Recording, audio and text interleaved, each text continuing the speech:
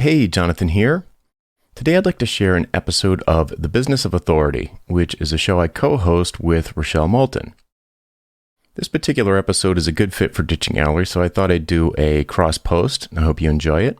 If you'd like to subscribe to The Business of Authority, you can head on over to thebusinessofauthority.com. All right, on with the show. Hello and welcome to The Business of Authority. I'm Jonathan Stark. And I'm Rochelle Moulton. And today, we're going to remind you that relationships rule the world. Yes. I can't wait to do this one, Jonathan. Well, it's perhaps pent up anticipation. This has been one of those ideas banging around for a few weeks. So it's taken me that long to convince you that we should talk about this. So I don't want to talk about relationships. But you're doing a podcast with a woman, so guess what? You have to. We have to talk. Yes.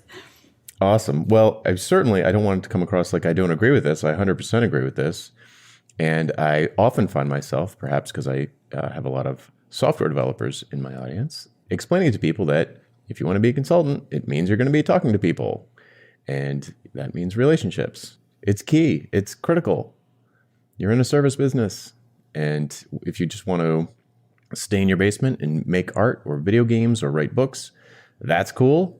But that's not service business, and perhaps you can get along in life without some connections. But if you're going to be a consultant, it means connecting with people. Sorry.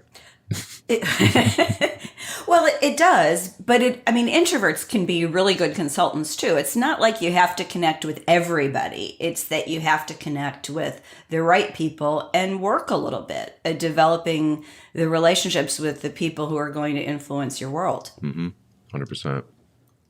So how does that manifest itself for you or for your clients? Oh, I'd almost rather talk about my clients than me, because I feel like I'm still a work in progress with this. And I love relationships. They're interesting to me. They can be deep and they can also be like crazy.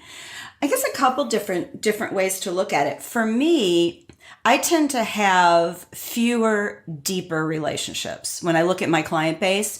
So they might come to me all sorts of different ways, but it's usually I would say less than a quarter of the time is actually a referral. The rest of the time, they've stumbled over me. They've maybe signed up for my email list or connected with me on LinkedIn or Twitter. And I find that they read my stuff for a while. So the relationship, I'm going to argue it's not really two ways. I'm giving them information. They're taking it in. And then at some point, they'll reach out in some way. And it might just be an email snippet. They might react to something I'd written. I think of it as starting to develop a relationship because they are reading stuff, so they know who I am, who you are, you, the listener. And then they start to interact with you a little bit. And I have had people who've interacted with me for the whole time I've been doing things online and have never bought a single thing from me, and I'm fine with that. And then there are people who have been on my list for, a few months, and then all of a sudden they just appear and they start talking about something and they hire me to do something, or they buy something.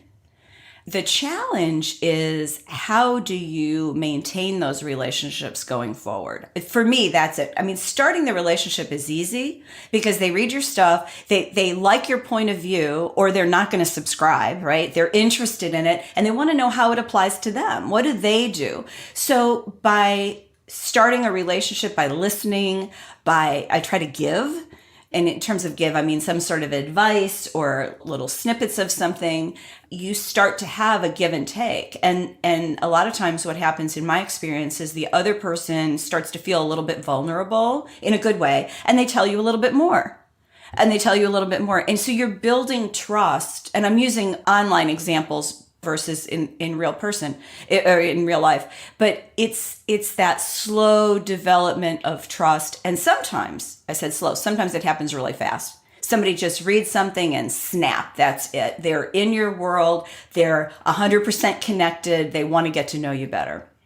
Yep. Yeah. Sometimes there's a instant affinity where it's just obvious that you're like, wow, this other person who I've never heard of has a similar body of work. And you're like, whoa, we have to talk. So it was like, I can think of a few people like that. Chris Do, when I first came across Chris Do, I was like, oh, brother from another mother. Like this, it's wild. It's wild. And you and I and Blair Enns, there are a bunch of them where it's all of a sudden you stumble across this person.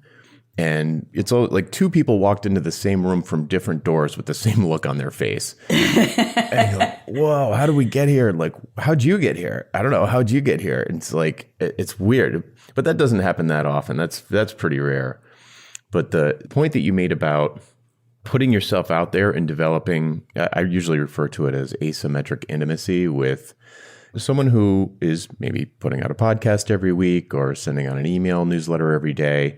You're putting yourself out there so much, and people have a chance to in sort of a safe way, they can kind of sniff you out and be like, I don't know if I like this person. Or like, oh, this is starting to click. Oh, this person really is touching on things in my head that I didn't even know were there. And then it starts to create trust.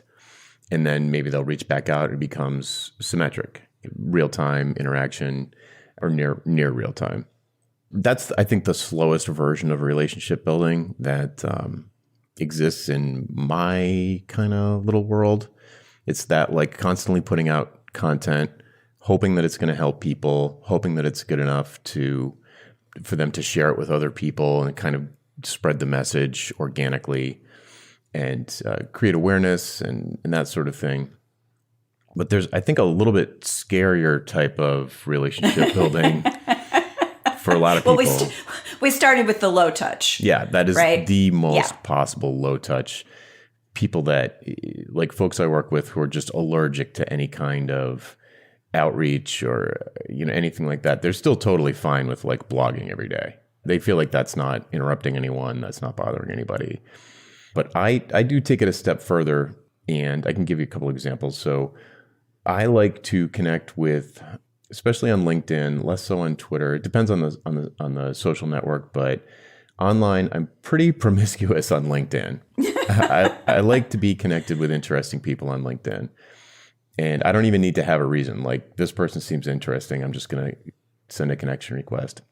And when people connect with me, when they accept the connection request, I'll just say, thanks for connecting, and just leave it at that. I don't want to come, because it's a lot of times when you connect with someone, they instantly paste in like 5 paragraphs of how their SEO services would be perfect for my website. And immediately I'm just like, no, thanks, not interested. I'll keep you in mind or whatever. But I'll just be like, hey, thanks for connecting. I hope you're doing well, that kind of a thing. And then if they reply to that, then I know that they're like, oh, they're active in LinkedIn messaging. So like they use LinkedIn, they do respond to messages. And I'll ask them something that is interesting, like, so their profile, there was something interesting about their profile. Recently, there's this guy who worked for Mad Magazine. How cool is that?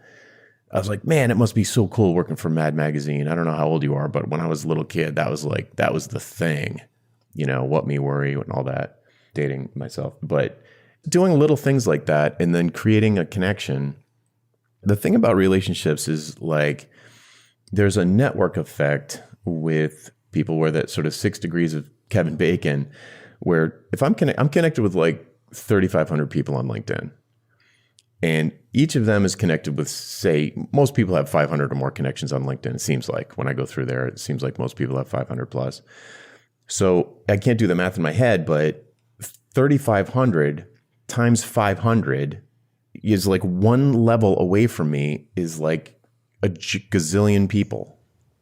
LinkedIn, actually, you can look it up on LinkedIn. They'll tell you how many in your first and second level connections. Oh, really? Oh, cool. Yeah. That's interesting. Yeah, they'll do the math. Yeah, because I'm sure there's some overlap. So like two different people might have 450 connections in common. But regardless, whenever I do an experiment like this with my list or in like the pricing seminar or whatever, I'll have people do this thing called the introduction game. I won't go into it now, but the idea is you reach out to your close circle, People who absolutely trust you. They know you're not a spammer. They know you're a good person. They know you do a good job, all that stuff, all those people. And you say, hey, does anybody know somebody who owns thoroughbred horses was one example. Or does anybody know someone who owns a knitting store or whatever? Just like a random thing that you'd think nobody would know, somebody who owns thoroughbred horses. And people know a lot of people, and it's amazing. And a whole bunch of people come back and be like, yeah, why? And you're like, oh, well, I'm interested in this. I'd like to talk to them about X, or I'm thinking about starting a podcast about digital systems for people who own thoroughbred horses, whatever. But you've got some interest, you've got some connection. You just want to like either talk to these people, maybe do some market research, maybe bounce some ideas off them, maybe validate some idea. And you've got this trusted person in between you and all of this person who owns a horse who will make an introduction. And almost certainly you're going to end up on the phone or having an email thread or whatever. It's almost magic, because you're like, when I'm trying to encourage someone to do this, to just connect with people that are interesting, just do it and be interested and just sort of expand the number of interesting people in your life. And it's like, yeah, well, but how's that going to help me? Or like, what's the bottom line, or what's the return? How long do I have to do this for? Stuff like that. Wrong questions. Right. I'm like, you're in the service business. You need to have relationships with people if you want it to work. And the more people that trust you, the better it's going to be for you. But I'm not going to give you numbers on that, because you're thinking about it the wrong way. Just trust.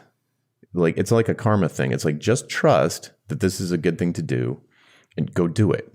And it doesn't have to be like everybody in the whole world. It could be something hyper specific. Self-published authors, people who have created their own tabletop games. Like, I can think of all these. I have a list of people who have done all of these really weird niche things. It seems interesting to me. Maybe I'm just interested in people. I don't consider myself an extrovert, but I do find people interesting. Connecting with them is cool.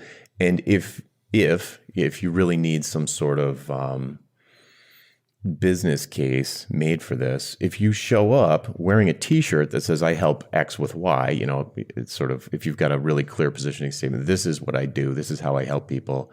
And you're not talking about it, you're not pushing it, but you're wearing a t-shirt that says it when you show up at the cocktail party. Not that I wear t-shirts to a cocktail party, but that metaphor. But if you just like interested and you're talking about horses with somebody and they're like, hey, I noticed on your t-shirt, it says that you help self-published authors create beautiful book covers or something like that. Because I know somebody that does that, and it would be, maybe you guys should meet. Maybe I should introduce you. Yeah, sure, that'd be great if you think it'd be a good fit. But it's almost magic. The network effect of they told two people and they told two friends and they told two friends and they told two friends, or 70s references. It's magic. There's just no other word for it. Your brain can't conceive of how much reach. It's unbelievable. Well, here's the thing, though, because I totally agree with everything you just said. And I would just add to that part of your relationship building process has to fit with what you like, what you love to do. So what Jonathan just described works for a whole lot of people who are interested in things and interested in people and collect, if you will, people from different backgrounds and different sort of cool or weird or just deeply interesting backgrounds, right? So you have to find the right blend for you. Being interested, that's one of the first things I learned in kind of consulting new business 101 was being interested and asking questions and finding out about people. I mean, it's fascinating. But if that's not your thing, then you've got to find another angle, because literally finding people on LinkedIn who could be your clients and knocking on their door saying, hi, may not work for you. Yeah. Yeah. There is a certain trust. There's a leap of faith of like, well, if I'm connected with more people, it's more likely that I'm going to, through those connections, be connected with the kind of people who I want to help. So yeah. When I get connection requests from people that I don't know, I pretty much always accept, unless there's like, it's obvious they're doing something really weird and spammy, or I'll unfollow them if they start doing spammy things. But most people are just like trying to figure things out. So I will automatically respond if I accept a connection request. And I will say, I will drop the hint about where to find my stuff, because I think they should know that. I feel like they reached out to me for a reason. And then I say something along the lines of, I'm looking forward to hearing more about you and your work. So I give them an opening to tell me more. And I like it that way because that's how I work with people. That's how I want to know about you. And a surprising number of people will actually tell me. I love it. I love it. It's been the start of some great relationships. Yeah. Just to focus on LinkedIn for a second, because, it's a business network. It has a particular dynamic to it that I think is interesting. It's sort of halfway in between Facebook and Twitter in terms of the way the relationships work. I know a lot of people will be shocked to hear that I'll send out these connection requests to people that I find interesting or whatever, and then they'll accept. Then I'll say, thanks for connecting. Then they'll say, you too, or ditto, or likewise, or whatever. I'll get into a conversation with, like, the other day, it was like an SVP at NBC Universal. And, like, we're just chatting about, like, whatever. It was a private conversation. I don't want to talk about it. But the point is, it's surprising to a lot of people, sometimes even me, that, air quotes, important people or busy people, if you're engaging with them in a way that is sort of vague, but in a way that's appropriate, which is to say short, direct, but friendly. Don't give somebody a book to read, but just like, oh, wow, just like conversational, like you would at a party. Just like, oh, you would just happen to be sitting next to each other at a wedding. We're at the reception. We're sitting next to each other. Oh, what do you do? Oh, no, that's interesting. I have a friend that used to do that. Where are you now? Oh, cool. And you just kind of have that conversation. People do that. I mean, it sounds probably surprising to a lot of people, but on LinkedIn, people will do that, even though it's business. You can just kind of socialize. I mean, after all, it is a social network. And will something come of that? I don't know. But I believe that long term, in the long game, yes, that'll be beneficial. But you're enjoying it when you're doing it. Do I have a hidden agenda? Other than I believe that it's a good thing to do? No, not really. Mm-hmm. Yeah, see, to me, that's what makes the difference, is that whatever we do for relationship building, it has to feel natural. It has to fit with who we are, how we interact with people, because otherwise there's going to be this false note that doesn't quite fit. Like if you did all of that and then you said, well, let me tell you about this service I have. I want it. Let's have a call. All of a sudden it's broken. And I pretty much could guarantee that person's not going to get back to you.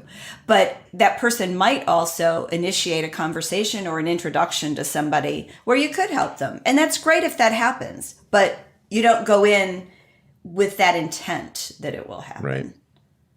Yeah, when I'm coaching people on this, they always want to rush to the like, oh, nice to meet you. What should we name our kids? It's like, it's like, come on, pump the brakes. And a suggestion that helps them when they're trying to develop this muscle is to imagine that anybody that you connect with and initiate a conversation, not allowed to be a client, like not allowed to sell them anything. They're not allowed to hire you, but they might introduce you to someone, and that's okay. But you're not allowed to work with anybody where you initiate the conversation. If you think of it like, and yes, theoretically, they might force it on you. Be like, no, seriously, we really want to hire you. Okay. But if you think of it like that, you don't hit that bad note. You don't stick your foot in your mouth. It's like exactly like if you're at the kid's birthday party or at the table at a wedding reception, you're not selling to the people around you. I hope not. No. Well, right. Then you're that guy. Exactly. A couple of other examples that have come up lately, not to get too technical, but examples of something a little bit more proactive that I think a lot of people would be comfortable with if they thought of it. So a couple days ago, there was an article published in, I think it was the New York Times, or it might have been New York Magazine. A dozen people sent me the link. They're like, you have to see this. And I was like, oh, interesting. And it was about the psychological effects of billing by the hour. And I was like, oh yeah. And I was ecstatic because the person who wrote it was a writer for the paper or the magazine, whichever it was. She referenced research. Now I've got a lot of anecdotal evidence about the bad side of hourly billing, but this person was referring to research papers. And I was like, oh, hello. I love it. Scientific backing, give it to me. So I clicked through and I found the paper. And it was written by two, I don't know if they're scientists or professors because it didn't say, And so what did I do? I emailed him. I'm like, I need to interview you on my show. I just saw your paper. I love it. I gave him a teeny bit of background, but maybe it was 2 or 3. I think it was a 3-sentence email where I emailed both authors of the paper. And I said, it's fine if you're too busy, I understand, but I would just love to interview one or both of you for maybe 45 minutes for my podcast, Ditching Hourly specifically. And both of them got back to me immediately, and one of them agreed to come on, and she's booked. If I'm connected with any academics, I don't know about it. So being connected with this person and having them come on the show is theoretically going to open up an entire new branch of types of people that I'm not currently connected with that could have all kinds of interesting, I'm trying to think of a word besides synergy, but I can't. Like, oh, wow, maybe I'm about to find out that there's tons of research on this and I just didn't know. That could open up a whole new world, a whole new angle on my entire business. It's like super fascinating. And it's because I put a bunch of stuff out in the world that indicates a specific viewpoint. A bunch of people read this article and they immediately thought of me, which is I love. That's a great sign. They all sent me this link. I read it. I'm like, yes, this is awesome. And then I took a step that I think a lot of people wouldn't, which is to be like, I want to talk to these people. And found their emailed them, and within 24 hours, have a call set up. I'm super excited about it. It's so cool. I think it's so cool. I just love that whole thing. Well, I'm also glad when you described the process that you went back and said, well, I've got this niche, right? Because that's where it starts, right? You've got to know what that thing is. But then developing those people, and it would be fabulous if those 12 people, if some of them came about from your LinkedIn, oh, hi, you just look really interesting, let's connect conversations. That's the power of it. And synchronicity is absolutely the word. I mean, think about that. That can happen. And that's when I laugh when people go, it was magical. Well, it was magical because you did all of the work, the hard, sloggy, slow work to get there. And then you did the things that other people won't do, like build relationships with people for no reason other than that they're interesting.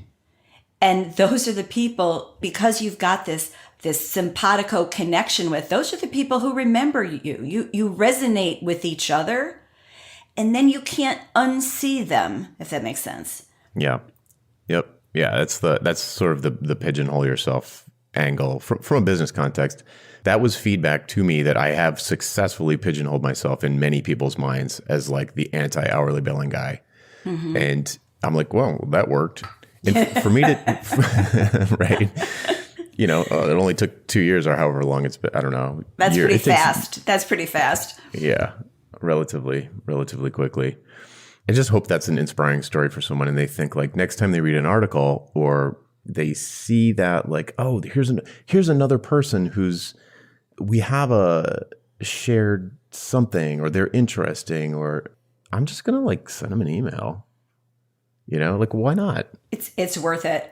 It's been a long time since I did this, but I did an interesting party once, and the rule was you could only come. Well, first of all, I only extended invitations to people I thought were interesting, and they could bring their spouse, because interesting people didn't always have interesting spouses, but you could bring your spouse, and or you could bring someone who you found interesting. So I had about 40 people, and it was the best party I've ever given. I mean, almost nobody knew anybody else, because they were kind of esoteric connections of mine. But from that party, there was one romance. There were 2 or 3 different business ideas. There were a couple of now, when I say lifelong, I mean from that point forward, and it's been quite a while now, at least a decade, probably more. And that was a party where you have to be physically there and you actually have to know me. With social media, you can just explode that 100 times over. I mean, you create the equivalent on Twitter, especially of these virtual rooms, these virtual cocktail parties. I love that we can do this. We can connect with anybody, anywhere, on anything. So do it. Yeah, I love that story. I had a life-changing, not just business-changing, but life-changing invitation to a Slack room about 3 years ago.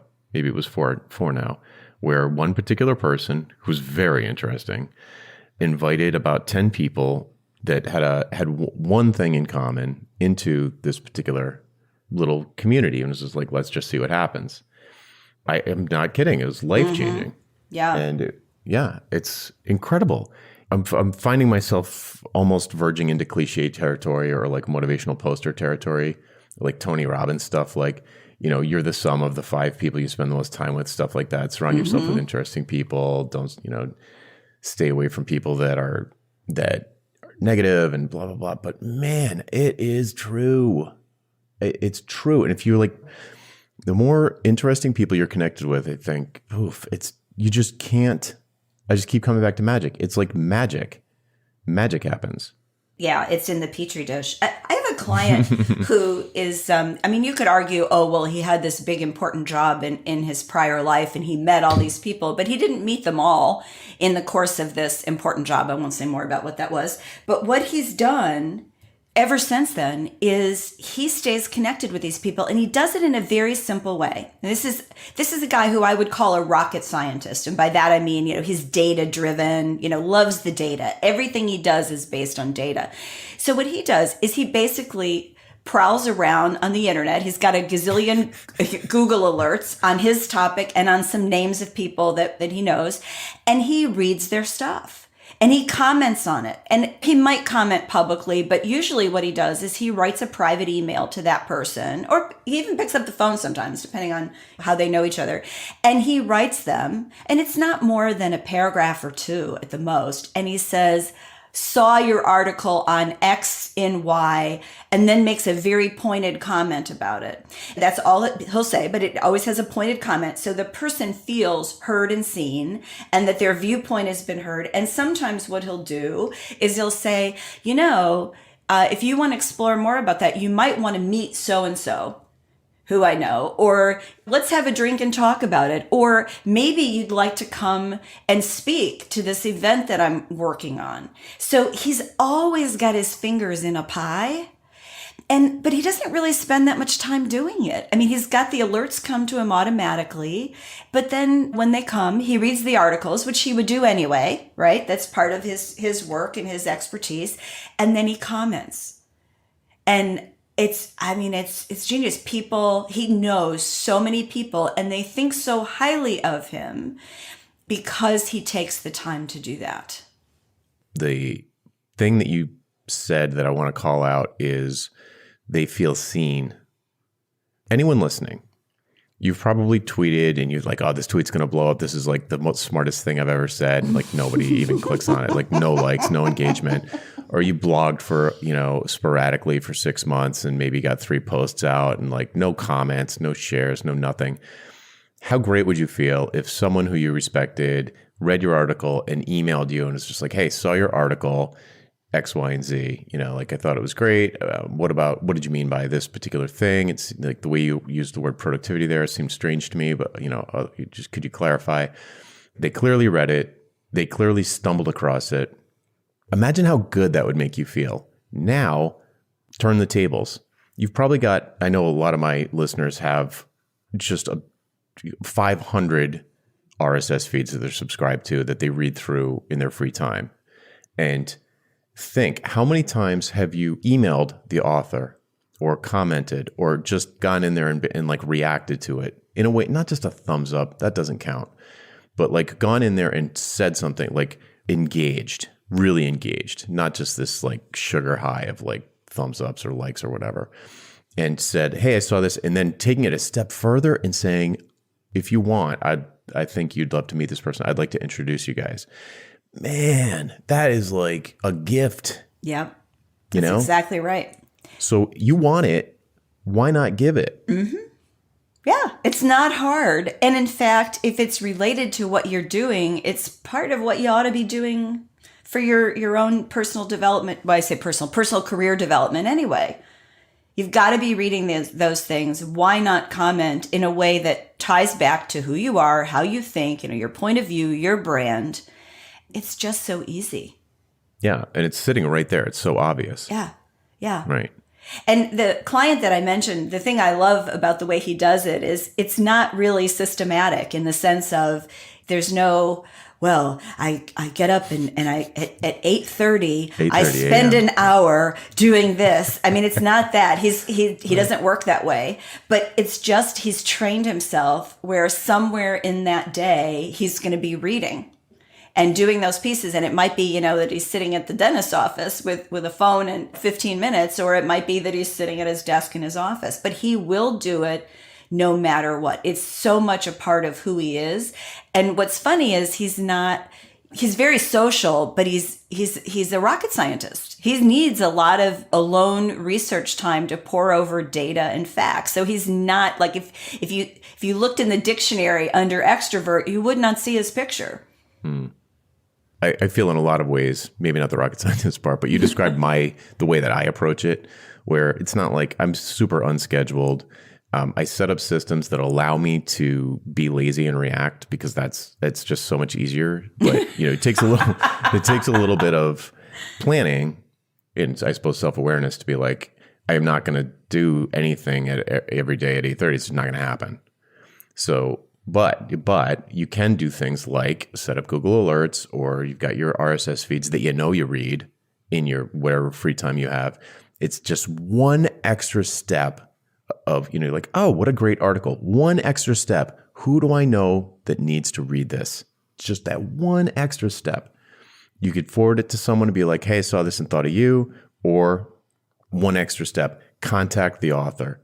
Be like, hey, I saw this. I thought it was great. I do have a question about X, but I would share this with all my friends. I'd be sharing this on Twitter, so on and so forth. It's just one extra thought of like, how can I give back?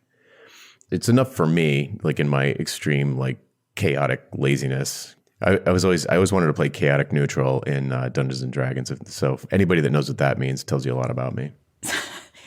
You lost me at Dungeons and Dragons, but okay. I figured, yeah. I remember, maybe this is the same person, but I remember on a previous show, you mentioned someone who he wakes up and is like, who can I help today? I want to help 3 people today.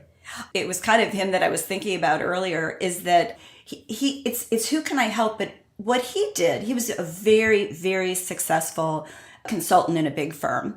And most of his job was around finding business for the firm, but he wasn't a sales guy. He was actually technically trained. He was an actuary. So imagine an actuary doing sales, but this man was brilliant at it. And he was a mentor of mine. I can't say enough good things about him. But that was his point. He drilled it into those of us who were trying to learn from him, is you've got to look for something that's going to be helpful. Being relentlessly helpful. He would agree with that. He never said it that way, but that's exactly how I think of him.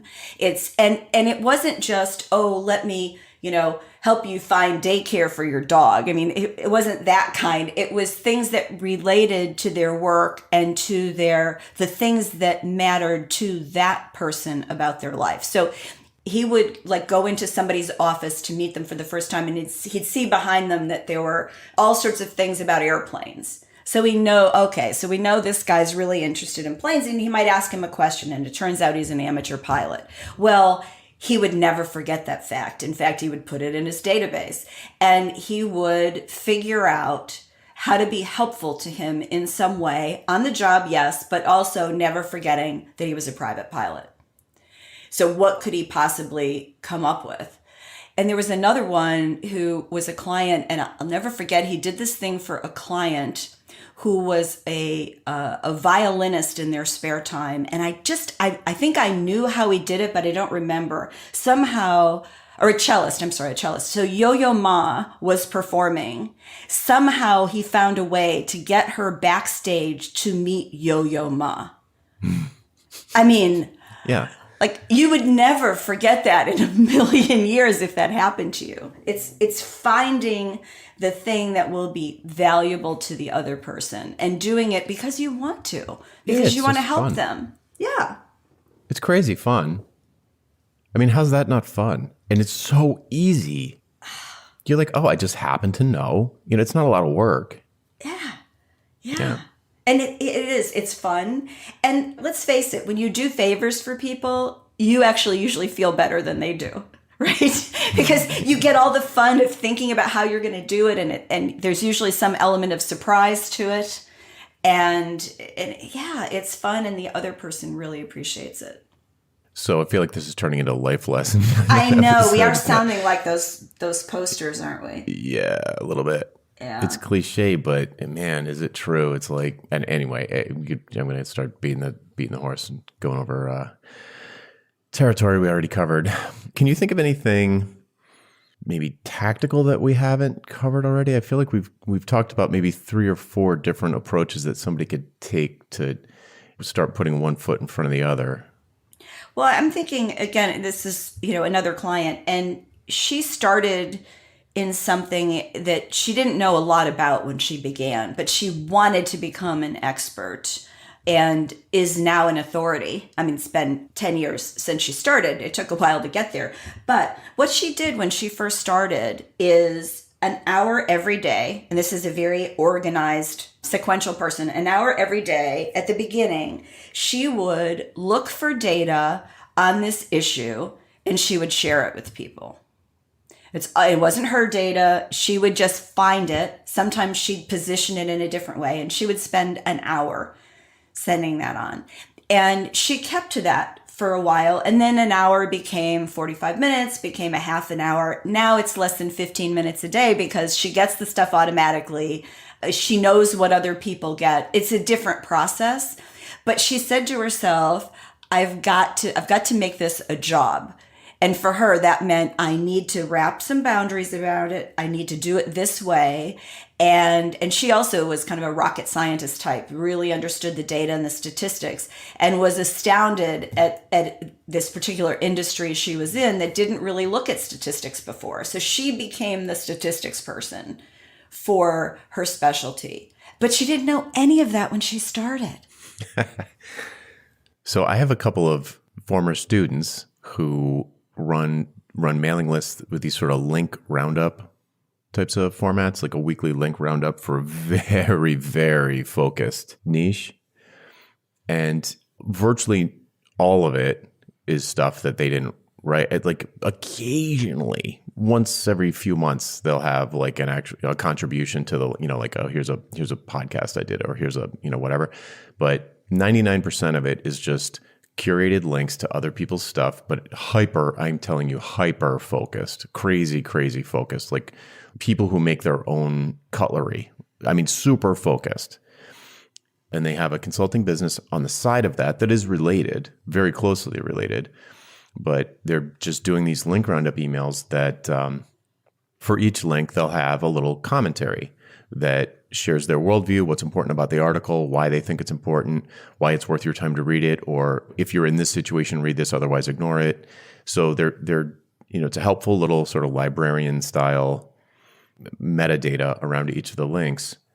And their consulting businesses are just banging. I mean, just huge. Yeah.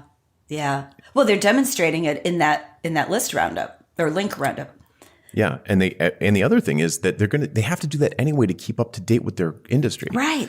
So why not turn it around and put it out, give it out for free and be helpful, and boom, it's a great. You become the obvious person if somebody's looking for somebody who.